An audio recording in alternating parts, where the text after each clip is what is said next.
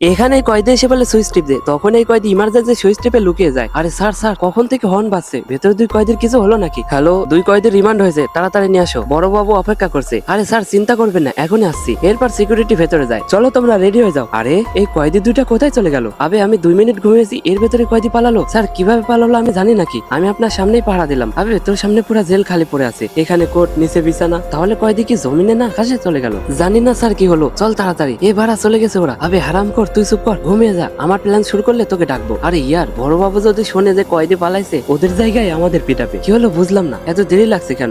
ও যে স্যার মোটা কয়েদি না, ওর অনেক সুসু চলে আইছে, আমরা এখনই চলে আসছি। তাড়াতাড়ি করো। আবে এখন আমরা কোথায় খুঁজবো? স্যার ওরা হয়তো বেশি দূরে যেতে পারেনি, চলেন খুঁজি। চলো তাড়াতাড়ি। এদিকে চালাক কয়েদিটা নেমে বলে, আবে মোটা ওঠ, চল পালাই, এখনই পালাতে হবে। আরামে আরামে আগে দেখে নেই। আরে দাঁড়া, আমি জেলের দরজা খুলে রেখে আসছি, তুই আমার চাকরি খাবি, চল তাড়াতাড়ি। আরে স্যার এখানে আমি কি করলাম? আরাম কর মোটা, দাঁড়া আগে দেখে কনফার্ম হয়ে নেই, তারপর পালাবো। এত তাড়াতাড়ি কিসের ভাই? আরে কেউ নেই, পালা পালা। এই তো পেয়ে গেছি। আবে তোরা ভূত নাকি? জেলের ভেতরে কোথাও তো দেখতে পেলাম না তোদের। আরে স্যার আপনার চশমার পাওয়ার বাড়ান, পাওয়ার। পেশাল বন্ধ কর, চল আগে।